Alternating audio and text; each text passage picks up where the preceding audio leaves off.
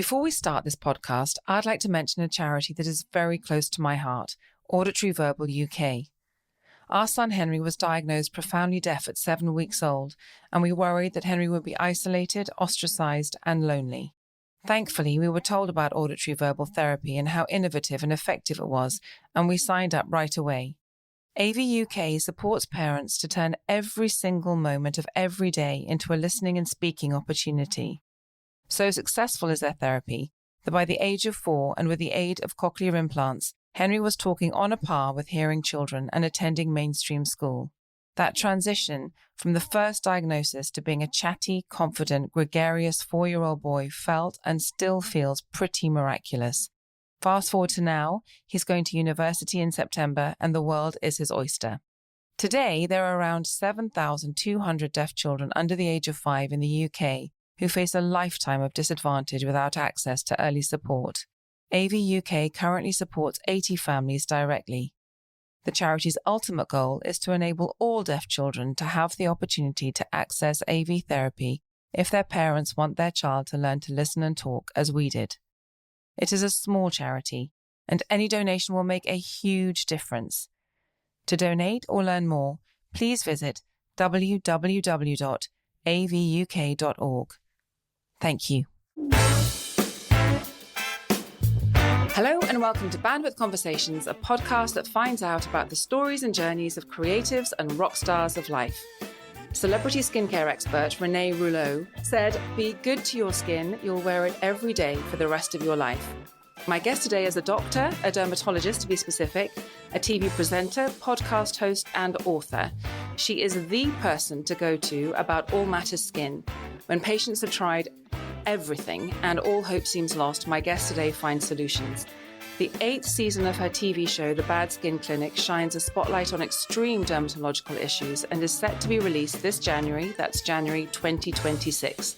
So successful is it that recently it appeared in a Warner Brothers promotional video sandwiched between Harry Potter and Superman. For more general skin-related issues, you can find her super informative and highly entertaining podcast, After Hours Skin Clinic, on all streaming platforms. I am so fortunate not only to be talking to her today, but also that she is my dermatologist. Usually when I see her, I have a shopping list of ailments to run by her, so it is lovely and a change that today we are going to be focusing on her. Although I do actually quite like talking about me. I am so excited to be talking today to Dr. Emma Craythorne. Emma, you are such a star to be here today. Oh, thank you so much for inviting me. I'm really delighted to be able to do this for you. Your father was an engineer. Your mum was super creative and had a whole host of different jobs. And one of them was as a very talented seamstress. You were born in Dubai, and you correct me if I'm wrong. Born in Belfast, then moved to Dubai. Okay. So how old were you when you moved to Dubai? 3 until I was 7. Okay. Do you have any memories of that time in the Middle East? I mean, loads of memories because, in fact, I remember the first flight there because my dad had already been out there working on Das Island as part of an engineer, setting up a lot of the infrastructure for what you see of Dubai now. Dubai in the late 70s, when you think about it, it really was like going to the desert. It was very different to the experience people would have if they're moving their family there at this moment in time. We'd heard stories of what it was like whenever he would come back to visit, but I remember really very clearly that flight that was coming in from Gulf Air, landing in Dubai and seeing this giant racetrack with the horses running around the track. And I was like, oh, I thought we were going to be landing in the desert and there's a big horse track here. Yeah, it's true. So I remember the very moment of arriving and then traveling to where we were going to stay, which was in a place called Jebel Ali, which is quite different again to what it is now. And it was very expat of people from all over the world. So very much not British at all. It was people from everywhere. So our little bungalow was right on the edge of the desert. So you would open your window in the morning and it was just desert as far as you could see. Camels would come in the garden. Oh my snakes goodness. in the garden. I had a pet big spider that I kept.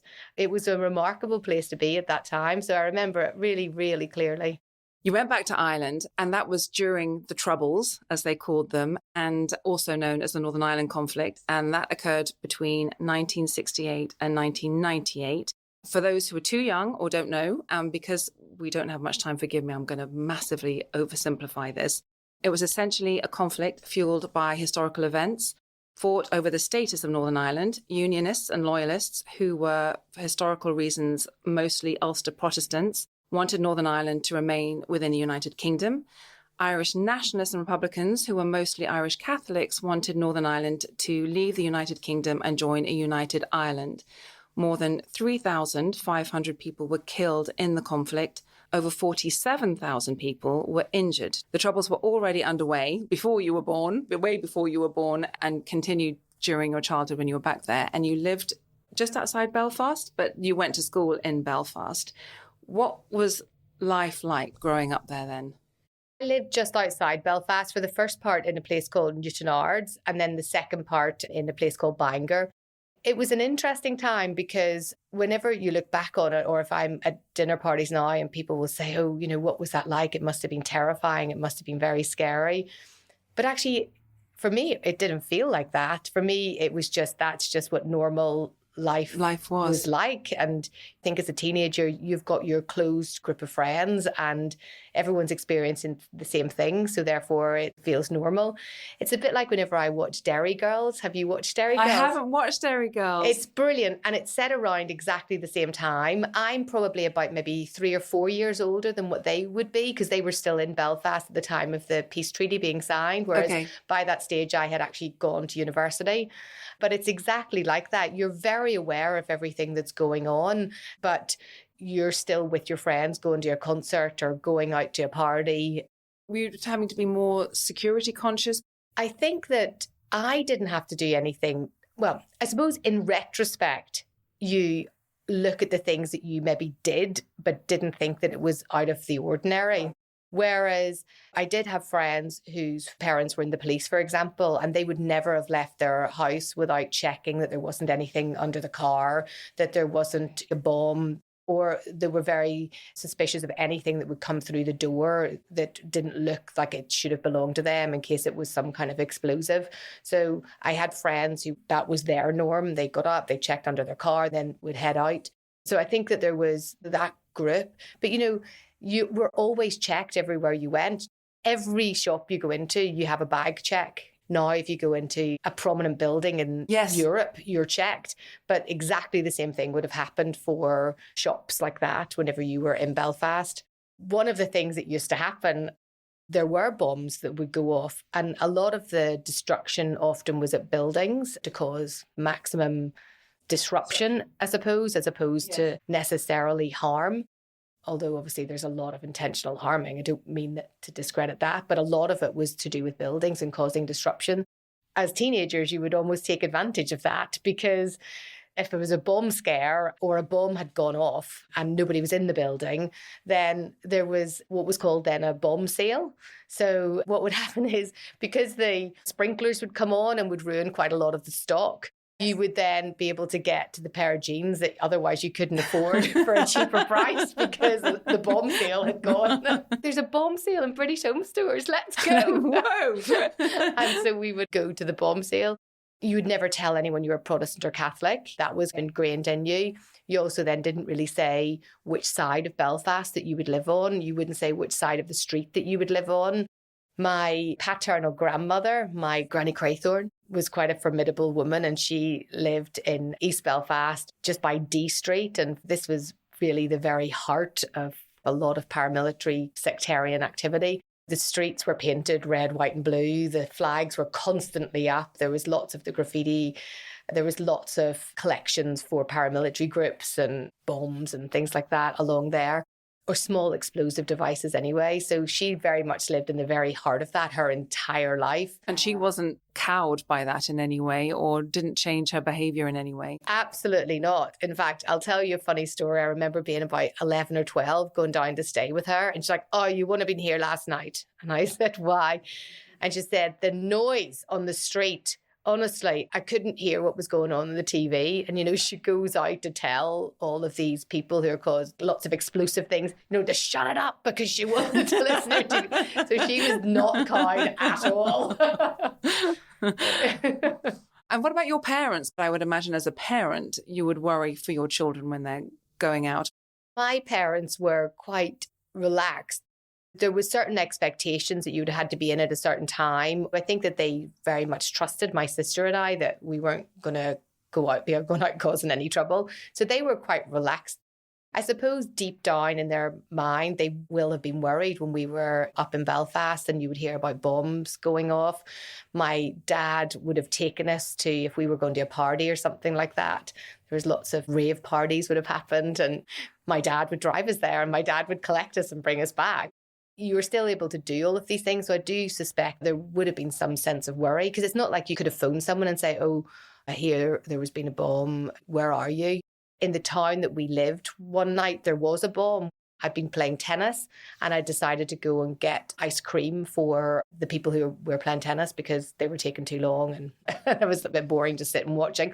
So I said, I'm going to go and get the ice cream. So I went down into our local town centre. How old were you then? I was 16. Okay.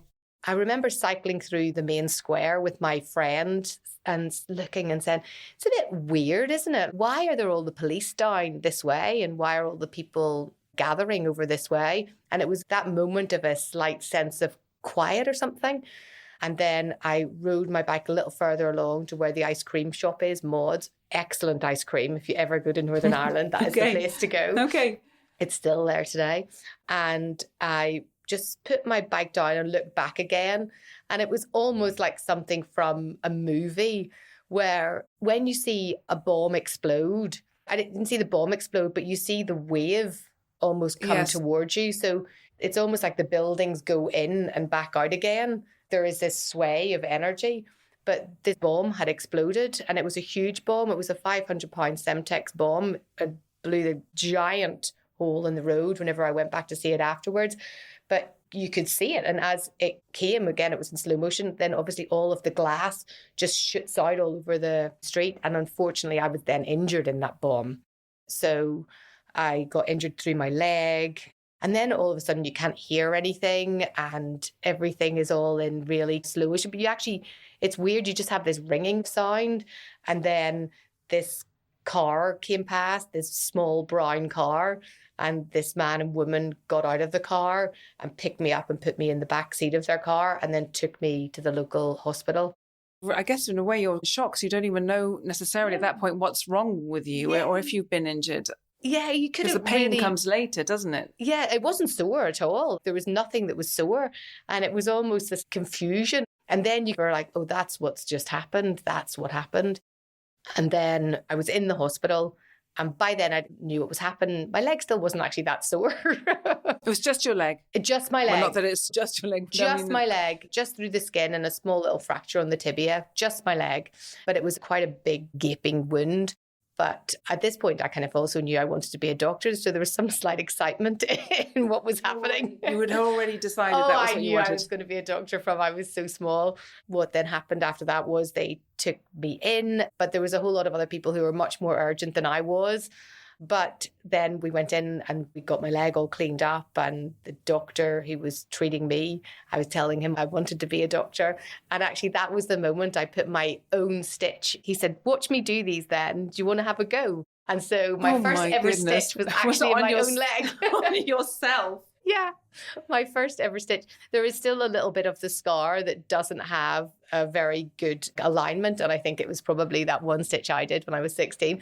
But I was then so grateful to be allowed to do it. But my mum and dad, they were in our house, which was on a hill really, which was above the village. So they had obviously heard this bomb go off and they knew that it was a massive bomb because they could see it. And they knew that myself and my sister were both in the town. There's no phone calls. What do you do? So they just got in the car to try and come and find us. My sister wasn't actually physically injured, but she was really quite close to it. Whatever way the shockwave seemed to go, it came towards me and caused more damage this way. But she had her ears really quite damaged and she was then really scared. I think she slept in my parents' room, I think for months afterwards because she was so scared about the whole experience. Whereas I really wasn't. I don't know whether I'm such a glass half full kind of person. I actually say sometimes there's just a tiny little bit of water in the very bottom of the glass, and that's full for me. That's a fantastic way to be. Gosh, we should all be more like that. But my sister was really upset by it. But then she was also 2 years younger. And then she didn't have anything physical to see in action. So it was all within. But my parents had to just drive around. They found my sister, but they couldn't find where I was. And then the police came to the house to say, oh, I was in the hospital. And then they were able to come and find me there. But I think as free as you can be, that's the reality of what then can happen, I suppose. And I was lucky. It was just my leg. Still, that's a big deal. But did not affect your day-to-day life after that? I didn't approach my life any differently at all. I was frustrated because I then had a bad leg and I was meant to be doing lots of tennis that summer. And I'd seen a boy that I really liked and I wasn't going to be playing tennis with him then.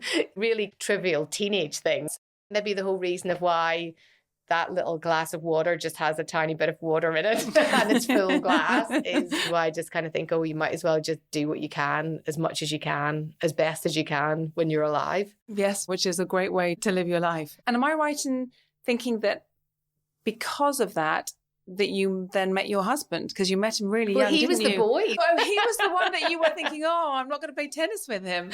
Yeah. But you still got together with him. So how did that happen? Yeah, so he was the boy. So then it took a whole other year for the tennis season to come round again. It was then the following year we then met properly and we ended up getting together at that point. So it was that quite exciting time. In Belfast, there was lots of quite underground parties that you would go to and raves. My husband is Catholic and I'm a Protestant. And I think he very much felt more uncomfortable in certain places than I would do. Maybe that's because he's a boy as well. And maybe there's a slight heightened threat. I think there was that different level of thought that he would have had whenever we would have been going out. Was there ever a problem with your families or communities that you were together and you were from effectively different sides of the argument?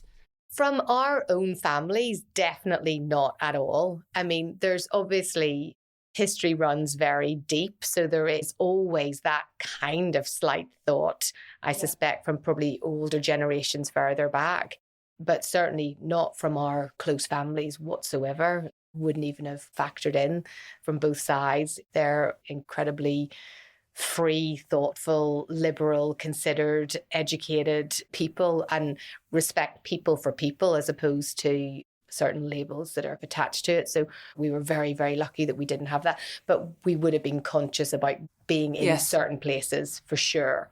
I remember when the Good Friday Agreement was signed, people thought that it was going to be impossible for there to be a lasting peace. And certainly to the outsider, that has happened.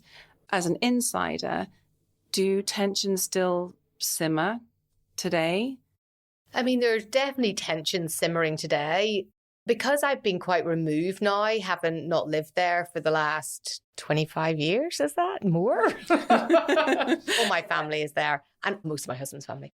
So very, very much we're back there a lot. When we think back to Northern Ireland and the way that the peace deal was structured and the peace was attained then, there has to be such compromises on both sides. The only way to move forward is with these huge, big compromises. You have people that you know were leaders in paramilitary groups. You know that that's what they were doing. That's what they were. And then all of a sudden, these people are ministers for within the parliament. So I think that that must be a really, really difficult pill that lots of people had to swallow, that they know the destruction that was caused and then these people are revered then as the ministers and protectors of the country. So that is huge. But they seem to have got through that. But I also think with the compromises of both sides, there will still be these other groups that are just not going to be happy with it. But in comparison to what it was, it's obviously a million times better. You just even see this with just outside investment in Northern Ireland. There was not a Tesco's when I grew up. There was not a Sainsbury's. You didn't have those. There's no Starbucks. There is no nothing like that, because why would you invest in somewhere you might get blown up? Whereas obviously that's completely different now. there is still rumblings, there are still tensions rise high, there are still problems, there are still markings of territory. I think the recent immigration crisis as well, more so with illegal immigration, in a way that's almost done both sides a bit of a favour in the sense that they are slightly united against illegal immigration. So it's really interesting to see how the whole thing is going to play out. But when you compare it to other places, almost the history of it, yes, it's a long history in Northern Ireland, but nowhere near as long as the crises in the Middle East. Going back to you, you said earlier that you knew from a very early age that you wanted to be a doctor. How did you know? Well, there's part of this, I'm not sure whether I really knew or whether it was one of these things that's told to you so many times from being a child that that is what your destiny is going to be. And there wasn't anybody who was a doctor or a medical field within our family. And my granny, on my maternal side, my granny Clark, she was amazing and a very inspiring, strong woman that I think of whenever I think of strong women in my life. She said, "You're going to be a doctor. Yeah, you'll be a doctor. You've got the hands of a doctor." She just foresaw that. This is it. You're going to be a doctor. She was very good at telling the future and everybody would follow the will of Hilda. And she was usually quite right, which was also really rather spooky. I suppose it's a little bit now, like if you set your intention to the world, then that is what is going to happen. Yes. So she set the intention for us and that is what happened. Yeah. But I always loved absolutely everything to do with the human body. I loved it so much. I would get up really early and there was a TV program that used to be on. It was a cartoon and it recreated all different scenarios of what happened in the human body. So if you got an infection, tetanus, loads of different scenarios. As a child, it was my favourite thing I ever could find. I did try and find it again to show my kids, and I just think, what was the excitement? It's so rudimentary.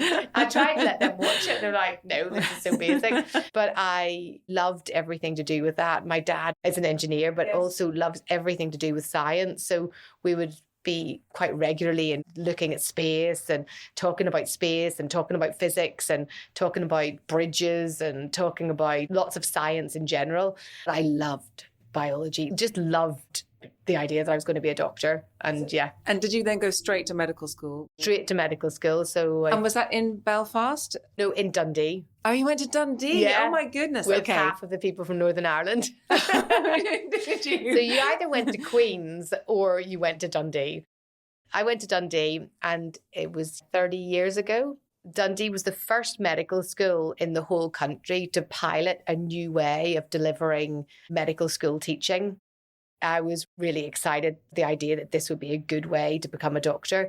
And they had taken it from the Netherlands. So there was a way of delivering medical information and medical care, and they copied their syllabus. And essentially you started to see patients from the moment you started medical school. So wow. You didn't have to wait until year 3. Yes. You would be seeing patients immediately. And you did do it with all of your basic anatomy and physiology, but it was from the very beginning related to patients. So one of the things I love about being a doctor, a bit like you being a journalist and podcaster, I love stories. I love hearing people's stories and working out why then something might be different about their biology, or why something is maybe happening to them, or why they think a certain way about a disease, and how, okay, if you have this disease, what is the best way to treat it for that one person? So I loved being able to meet patients from early on, meet their families. Even at that time, you would have gone out to their house to see what their house was like. And all of that just builds up a picture of people. Yeah, so that's why I went to Dundee. Then you were spending your summers doing something the complete and opposite and working at the legendary Pasha restaurant. What was that like? That was fun. So my Neil, the tennis boy. Is he a medic as well? No, he's not a medic. Okay. So he came to Dundee also. He is very clever, but he came to Dundee to do biochemistry. Essentially, I think he came just because I was at Dundee and he had to follow me. And we actually hilariously made the decision at the very beginning, okay, we're not going to hang out together for the next 3 months just so that you can go and make your friends and I'm going to make my friends, and then that's fine. So being a medic, and you're full on. So your medical degree is full on. You get up, you're in for 9, you finish at 5, you've got bits and pieces to do afterwards, and then you might go out after that. And the next day would have been the same. For somebody doing a science degree, they had maybe a couple of lectures a day, and then they would be generally in the pub from early on or making music or something like that. So I think that also then meant that we could create our own group of friends. But it was quite funny because at the time, we looked a little bit similar. We both have dark hair, dark eyes, white skin. We're both fairly slim. And I think people thought we were brother and sister because we had the same accent. And then one day, somebody saw us kiss and they said, oh my gosh. I was like, this is weirder than we thought. And then we're like, oh, well, actually, we are together. One of the things that we both loved was dance music. And so Neil, in his part-time at university, was a DJ. That's how he kind of paid for his way. Such a cool job. That's how he paid his way through university. And I used to run lots of parties in the Students' Union. So we made quite a good double act of me running the parties and he was the DJ. And we actually were able to survive our way through university by doing this. So that was great. Yeah. Neil was then invited to be a DJ in Ibiza. And I was like, well, I can run these parties in Ibiza. And so went out and spent the summer running the parties. It was really fun. And then he decided that being a DJ was not really the way to go. And with his very traditional Northern Irish Belfast mentality, and he works in banking now. Okay. He still DJs for us from time to time. Well, it's a great skill to have. It is. And then you went on to do your junior doctor, is it 2 years? At the time, you did 1 year as a junior house officer, and then you do another 2 years as a senior house officer. I loved everything about being a doctor. And I was like, I don't know what I like to do. I like hearing the stories of people, but I love operating. I loved surgery. I love procedural care, but I didn't want to just do surgery. So I started off thinking I was going to be a head and neck surgeon, so ENT, which is a nice bridge. And then I did some additional training in oncology, so cancer care. And then I came across dermatology because you don't really get that much dermatology training in medical school. They get, I think, 1 week of dermatology training. That's it? That's it. Wow. It's crazy. That's really low. It's really low. When you think that to become a GP and 25% of your work case is going to be dermatology, but yet you've only had a week of that in training at medical school. Yeah, it's crazy. So I teach the students at King's College now, but I do all of the skin cancer side of things. I love that part of my job, actually. So after my junior house officer year, then went to do my senior house officer year, and then did another year in head and neck surgery and then oncology. And I then thought, do you know what? I'd met this dermatologist and thought, I'm going to go and see what his practice is like. And he was a Mohs surgeon, which is a special kind of dermatologist who removes skin cancers from the head and neck in a specialized technique that means that you get the highest cure rate for those skin cancers, but also you don't have to take a lot of extra tissue away. So the scarring is very neat and you only really use it for the head and neck area. And I thought, oh my gosh, so this is dermatology. I get to do all of the wonderful things of dermatology. I get to do surgery. I was like, this is what I'm going to do. And so I went into dermatology with the intention of being a procedural dermatologist. I just interviewed Dr. Rachel Clark, and she is in palliative medicine. I don't know if you've come across her at all, but she's written some books. Yes. And one of them is Your Life in My Hands. And it's about the brutal workload on a junior doctor. Did you find it brutal? I loved it. But if you didn't love it, it would be horrendous because it's really scary, especially when you're very junior and you've got such responsibility on you. And some people are really, really very sick. You're the first port of call whenever they then come into hospital, if you're working in A&E, or if you're working in medicine, then you're the next port of call. And you're then faced with, in your 22, 23, with somebody who is having a heart attack and you've got to put these things in place. I remember my head and neck jobs. You would start on a Friday morning. This was ENT actually. And you would be on until Monday afternoon ward round. The whole time you were never off. The whole time you were on call. You had a room that you could go to, but you were on. And so with things like that, it's somebody's had some fish and the fish bones got stuck in their throat, so they have to come in, you got to get the fish bone out 2 a.m, or somebody's got a nosebleed that can't stop and that needs sorted out, or all the way up to things like somebody who's had a tumor that's in the head and neck area and it started to bleed and you need to control that, or neck stabbings, because that was also dealt with in that area. It's a very, very difficult time and you have to really, really love it. And I think the idea of ever going into medicine to be a doctor and you don't really think that that's the right thing for you to be a doctor, then never, ever bother going into medicine, because those years are really hard. And that's probably why your little drip of water in the bottom of the glass and thinking it's full has probably really helped you. So you do go into dermatology. What does your job encompass today? When you go into dermatology, you cover all aspects of dermatology. So you do a 4-year training just in dermatology, 5 years as well, and then a fellowship. And at the end of that, you get a specialty recognition from the GMC to say that you are specialist trained in dermatology. And then you can use the term consultant dermatologist.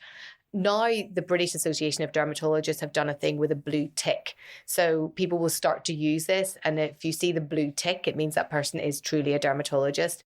The reason why that is important is that lots of people call themselves dermatologists when actually they're not a dermatologist, because the term dermatology is not a protected term. So anybody can use it. And so oftentimes people might go and see somebody who they think is a dermatologist and accept that advice on the understanding that they're a dermatologist, but actually that person might not be a dermatologist.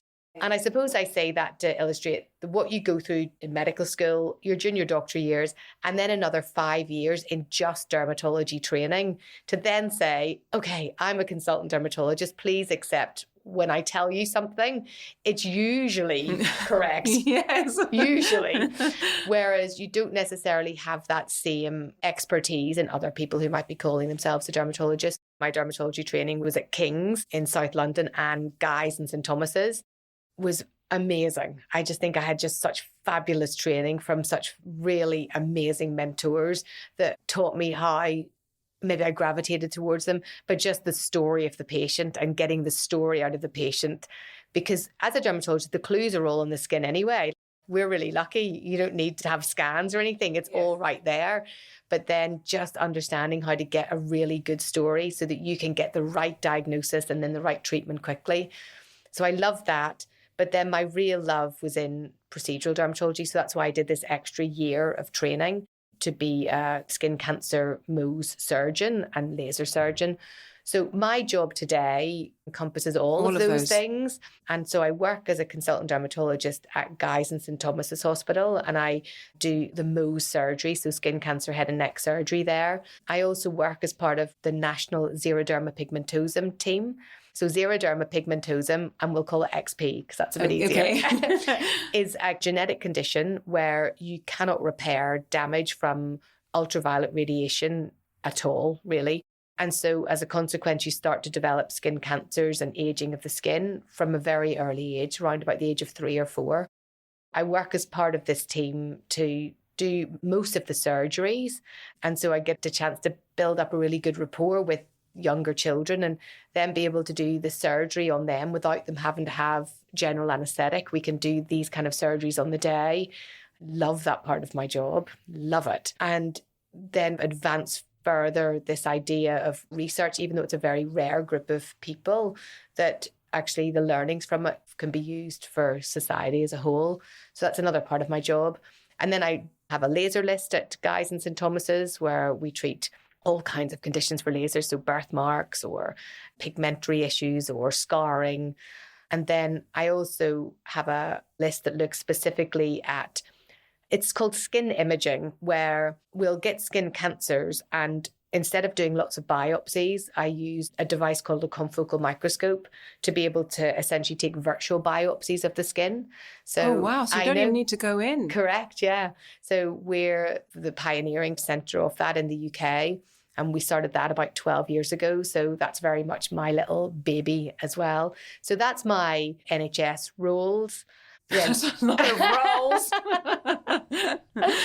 And then I sit in my private practice where I do very similar things.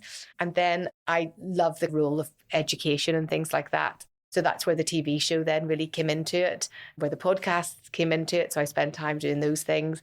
Then writing a book came into it.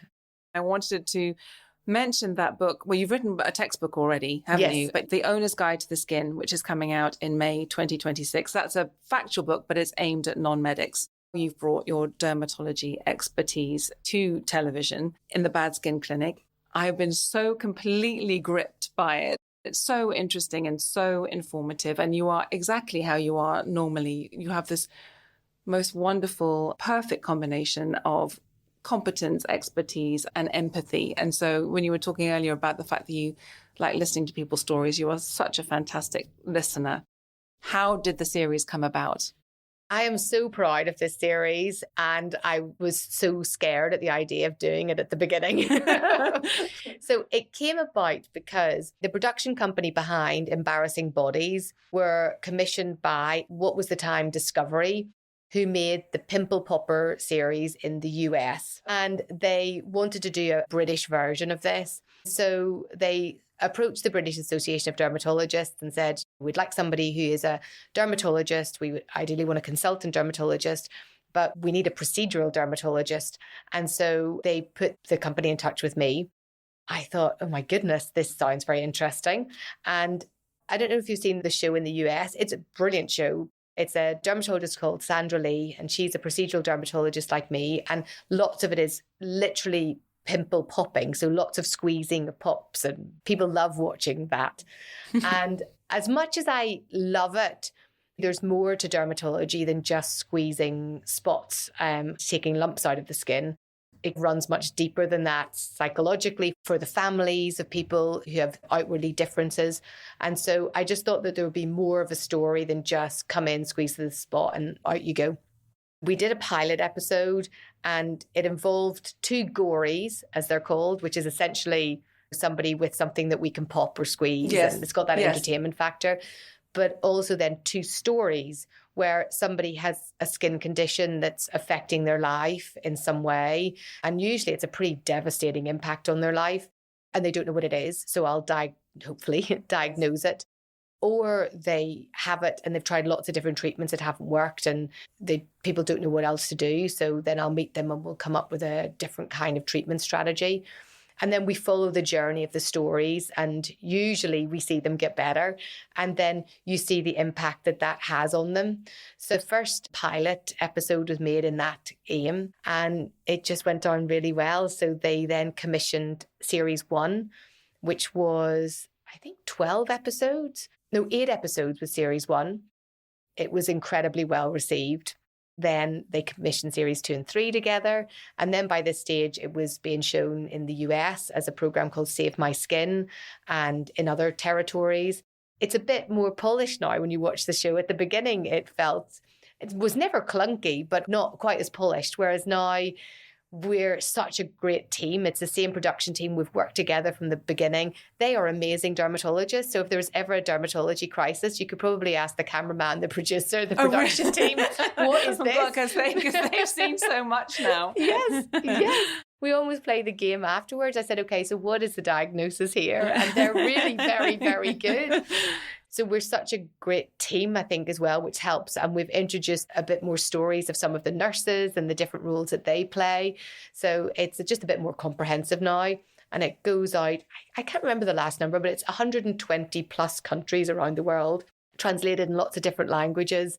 And I think it's just built a real network of people for me to refer people to when they're in different countries as well. I'm so proud of it. And I have been completely hooked. And I watched episode 1 because that was on Amazon Prime. That was the easiest one for me to get hold of. And you had a really brave 28-year-old young woman who had eczema, and then she'd decided to withdraw all the steroid creams. Her skin was so scaly and chapped and broken and so painful.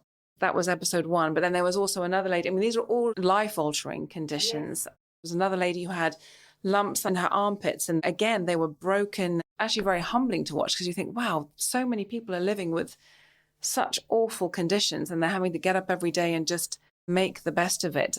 They'd all looked elsewhere and they were desperate, and they'd come to you and you were making such a difference, which must be such a lovely thing to be able to do, to make such a positive impact on other people's lives.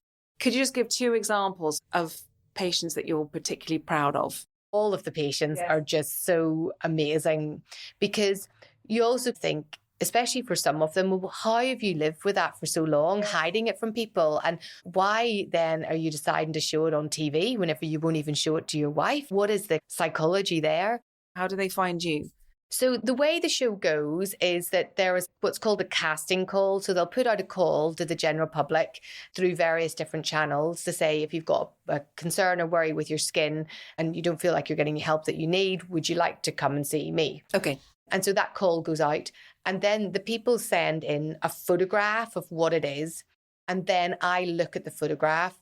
So I am not an actress by any means. So when you see what happens on the TV, I am meeting the person for the first time. I've never met them before. It all unfolds as if it's a normal consultation, because otherwise we've had to stage a couple of them where I actually knew the patient already because they were my patient, and then they couldn't afford the treatment because it was a very costly treatment. Because the TV show pay for everybody's treatment, I said, oh, well, you can be treated if you want to be on the show. I know a way that you can get funding. So he was like, yes, my gosh, I want to do that. But then I had to pretend that I didn't really know him. So we did that once, and I never did that again because I was like, this is just so weird.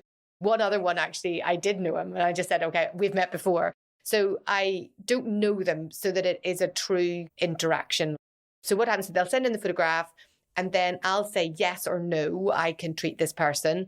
And then Warner Brothers will look to see, is this a good story for the way it would be structured? And then if both of those things agree, then they get moved to the next stage. And then they're psychologically evaluated just to check that it is definitely the right thing for them and the motivation is the right way of doing it. It's not just to be on TV or whatever. It's just the right way of doing things. And then I'll meet them for real life whenever the cameras are there. One of the ones that stands out pretty much up there was a little boy called Clay. And Clay was 3 years old, and I'd had a photograph that came in that looked like he had fungal nail infection. And I thought, well, that's fine. We'll see Clay. And then when I went to pick Clay up from the waiting room, because all I see is the skin in the picture, I don't see them. And when I went to pick Clay up from the waiting room, I couldn't believe how tiny he was. He was so small, and he was lifted and carried in by his mummy. And I just thought, oh my goodness, this is not what I was expecting a 3-year-old to be looking like. And anyway, we got in, he's so cute, and I examined all of his skin all over, but it wasn't just a fungal nail infection. He had overwhelming candidiasis, so he had candida infection everywhere, in his mouth, in his nose, on his feet, on his skin, absolutely everywhere. And really as a consequence of this, which is why he then hadn't been feeding so well, hadn't been growing so well, wasn't speaking really at all. I didn't think there were any words came from that first consultation.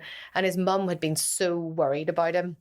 She had done such a good job. She was so worried, thinking, she knew that something wasn't quite right. And unfortunately, this all happened at a time during COVID, that is when he was born.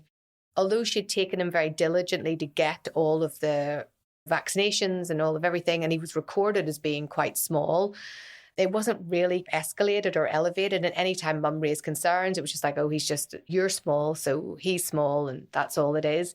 Anyway, as circumstance went on, he didn't really get the medical attention that he should have been given. And quite rightly, the mum had been asking for. It didn't happen. So when I saw him and examined him, yes, this was a skin condition, but actually it was really related to an immune problem. And he had a condition called primary mucocutaneous candidiasis, which does really need to have much more intensive treatment and needs to be seen in a specialist centre. And so we were able to make that diagnosis for him. And his mum actually had the condition as well, to a slightly lesser degree. He was then able to, so Guy's and St Thomas's Hospital, the Evelina took over his care. And this little boy just thrived then. Oh. Then he was able to walk. He was then able to talk. He was growing. And that was all picked up from what his skin looked like.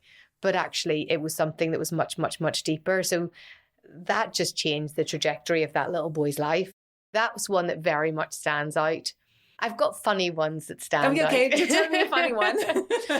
So there's a condition called rhinophyma, and rhinophyma is a condition where your nose gets bigger and usually gets bigger in a really asymmetrical way. So you get knobbly bits come down from it and dangly bits. And there was a patient you might have seen actually, because I think he was in the very first series, and he was an actor. And he started off getting all roles with his very handsome look. And then as his nose started to change, he was only ever cast in roles that were him as the villain. And he had really, by this stage, by the time I saw him, a really quite disfigured nose.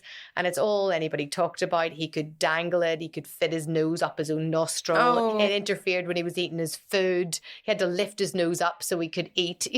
No one knew what it was. It's a very grey area of dermatology, because what tends to happen is that it's seen as a cosmetic condition, and therefore the NHS are not going to help this because it's a cosmetic condition.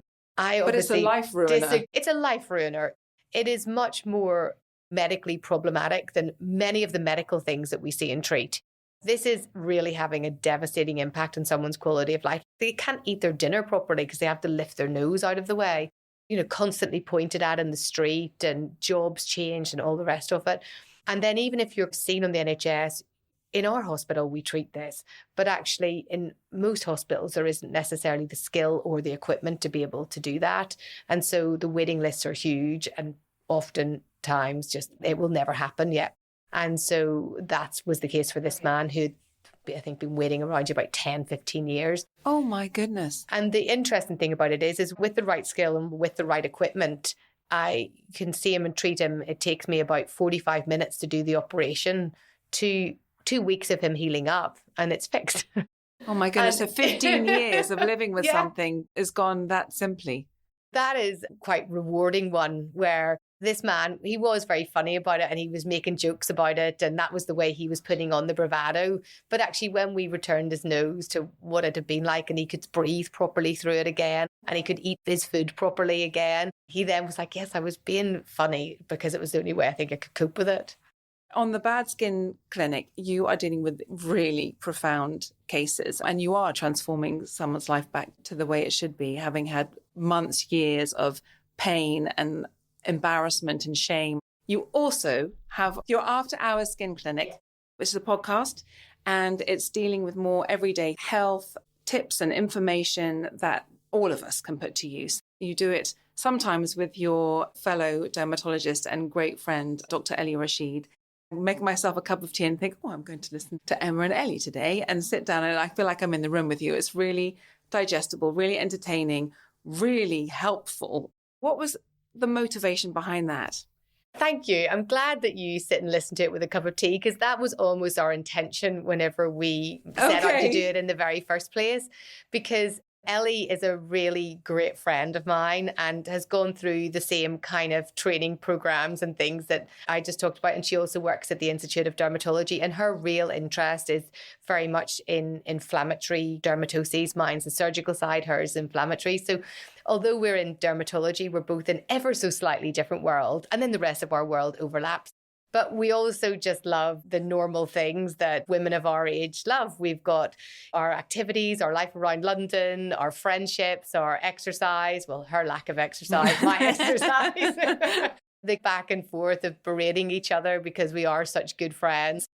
And slight disagreements on some fun things. But that was really the intention of setting this up, is the simple questions that we actually get asked, or somebody will ask me on the way out the door of the clinic. They've come for something that's a bit more serious, and then they'll say, what moisturizer should I really be using? Or do I really need to spend all of this money on this cream? Or what other devices should I be doing? Or I saw this on TikTok. Or so it was more to try and look at all of these different things and try and bring a bit of the true dermatology science, but in a way that you will do with your friends at the school gates. And it's exactly how it comes across. Good. I'm honoured that you're following it, so thank you. 2 top things that we should be doing for our skin every day. What would you recommend? I think the first most important thing to think about with your skin, it is actually attached to your entire body. It is about thinking about your body as a whole. And whenever you're keeping your whole self as healthy as possible, well, that actually does truly reflect in your skin. So it is things like the very good wellness advice that we give of things like how to sleep properly, how to eat properly, how to exercise properly, how to socialize and communicate with people properly, how to keep our brain buzzing with conversation. Those kind of things actually really do make a difference when it comes to how well our skin is going to behave.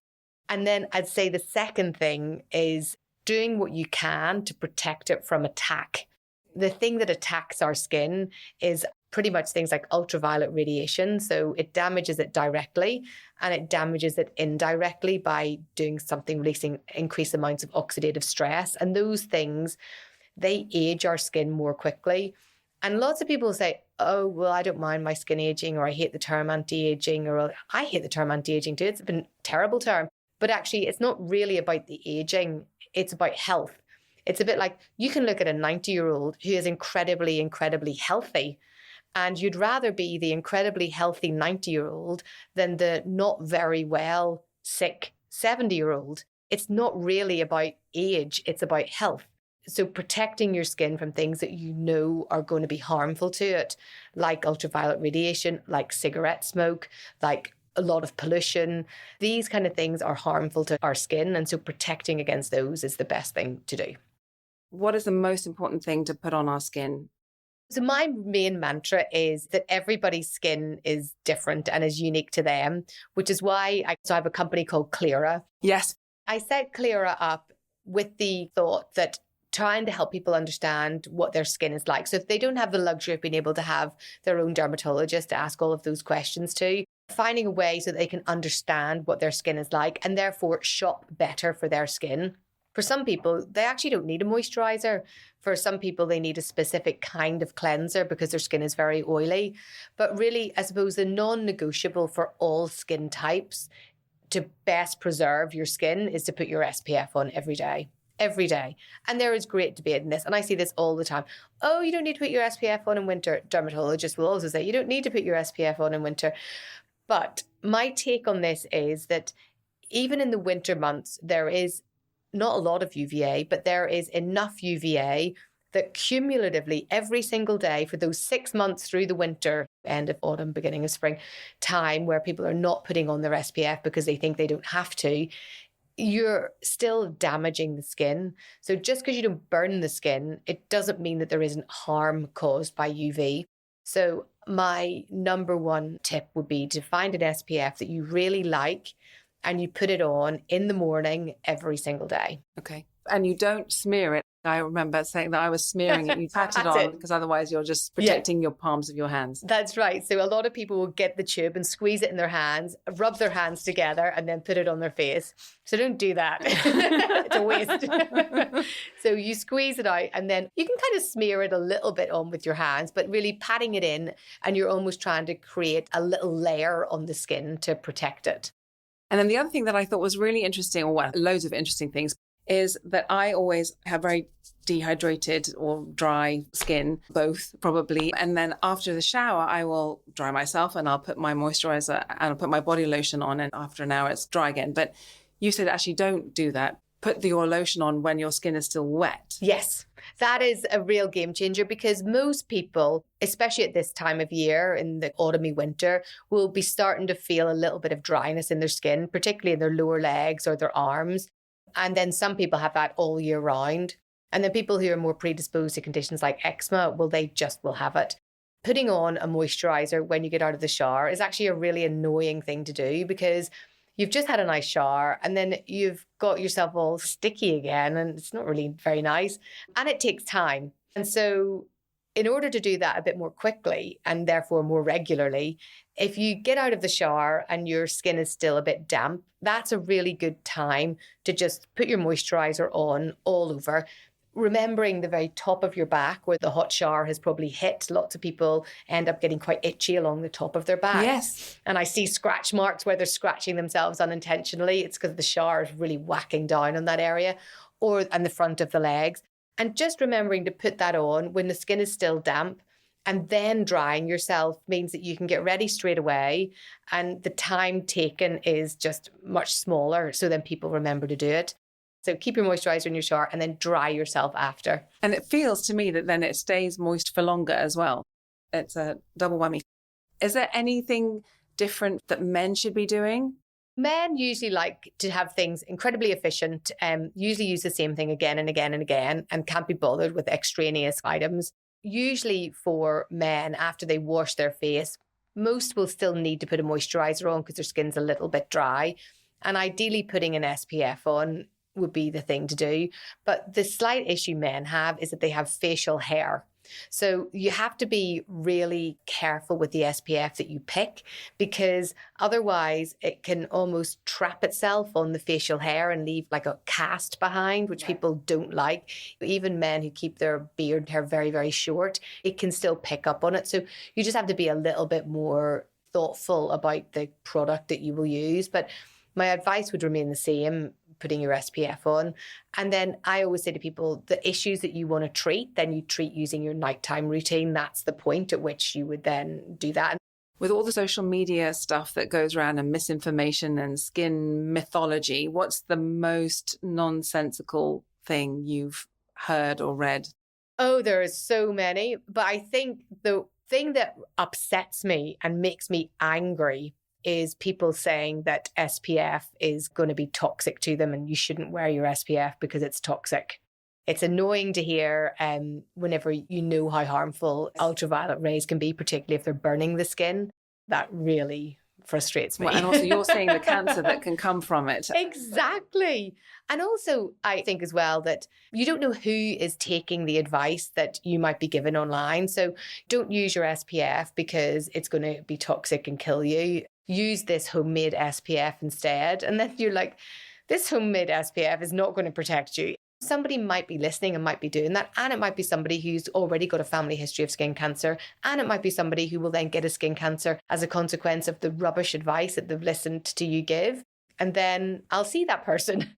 I did an interview for BBC Radio 4 for Sliced Bread, and we were talking about scarring, and multiple studies have shown that one of the best things that you can do if you get an immediate wound is to clean the wound and put a layer of Vaseline on top of it. That's what we would do when we're removing skin cancers in the head and neck area. We'll stitch it up and then give advice about putting Vaseline on. And one of the backlashes that came in the social media comments of people afterwards were, how can you do that? Putting petrol on your skin? How can you condone that?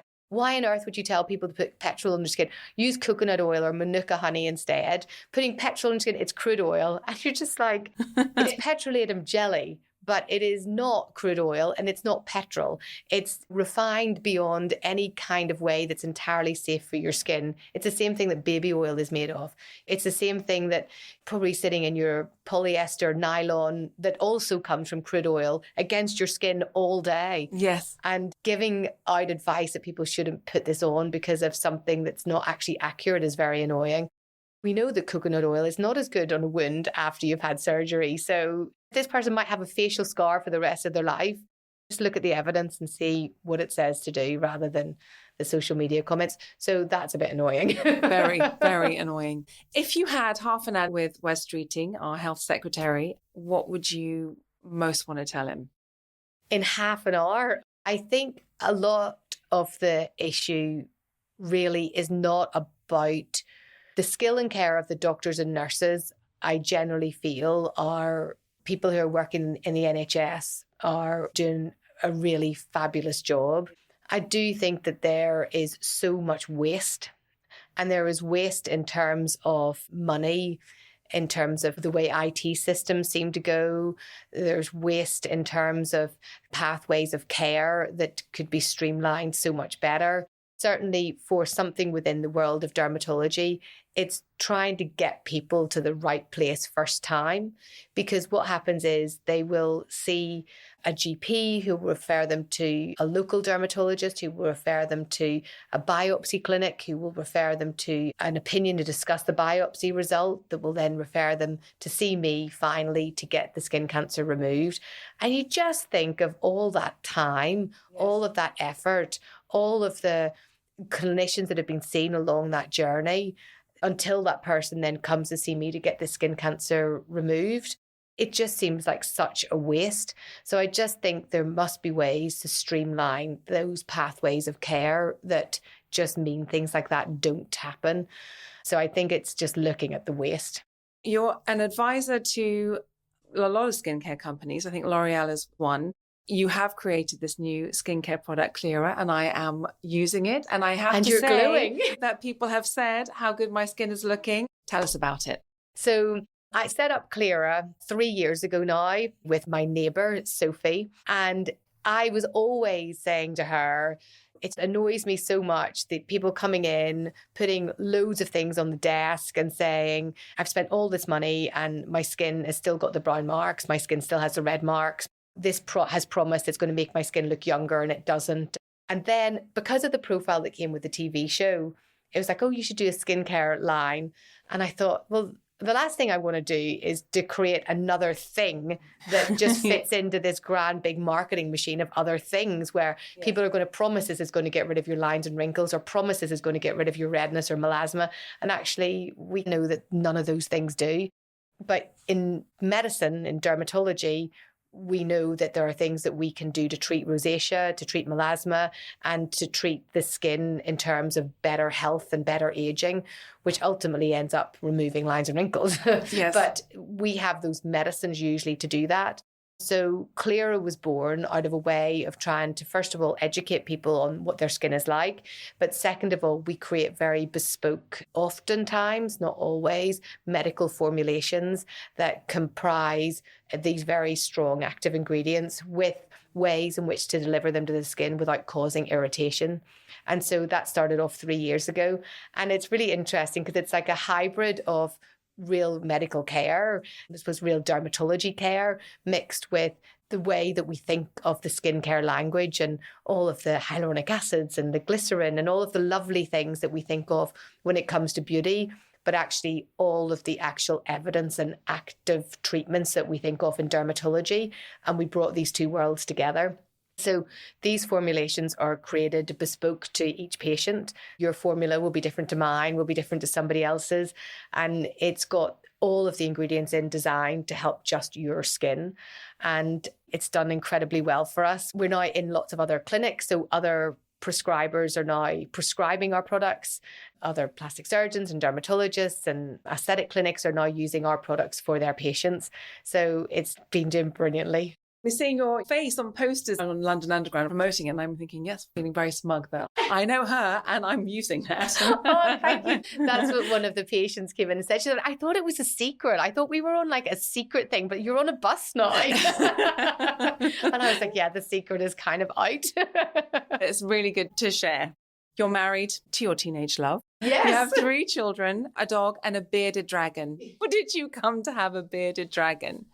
My daughter Saffron is very into reptiles and animals, and she really wanted a bearded dragon. And so 5 years ago now, we got Arlo, who is a bright orange bearded dragon.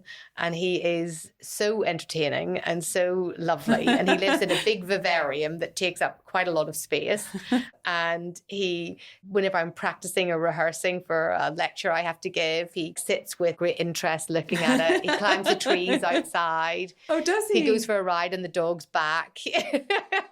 What would be your perfect day from breakfast through to the evening on a day off?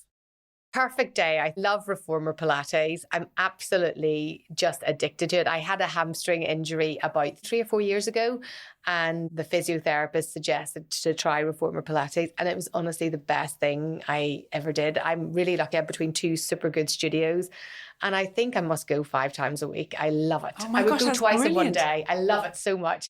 And it also because it's 5 minutes from my house, so it's very easy. So I would definitely do that first thing in the morning. I love being outside.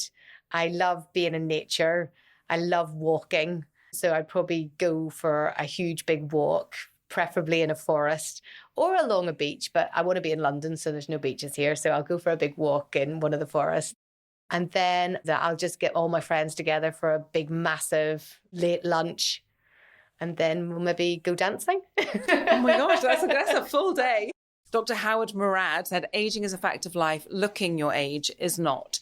And this is an audio conversation. But if you could see, Emma, you are such a fantastic advert for all that you're saying, because you look at least a decade younger than you are. So you are a testament to your brilliant advice. Your series, The Bad Skin Clinic, Series 8, is out in January. Where can we find it? In the UK, you can watch it on Quest or DMAX or TLC. Okay. So it's made by the Warner Brothers Discovery Group. I think it goes out on DMAX, which is Channel 14. Okay, perfect. But also Quest Red. Your podcast, After Hours, Skin Clinic, is on Spotify and all streaming platforms. Yes. Your book, The Owner's Guide to the Skin, is coming out in May 2026. And we'll put all this stuff on in the show notes. And also your amazing Skincare Clearer is out and available, and we will put the website into the show notes. But Emma, thank you so much for coming that was today. okay. You were just amazing, and my goodness me, what a rock star. And I get to see you in a couple of weeks to talk about me. How nice is that? Thank you so much. Thank you so much. It's interesting, isn't it, going back through all those different elements of your life. You've been listening to Bandwidth Conversations. Thanks to Anna B, Head of Marketing, to all at the Podcast Consultant, to Bagawire for the music, to the Money Maze podcast. Thank you for listening. Any feedback, please email me, katie@bandwidthconversations.com. Please sign up on our website, www.bandwidthconversations.com, so we can notify you about new podcast releases. We hope to see you again soon.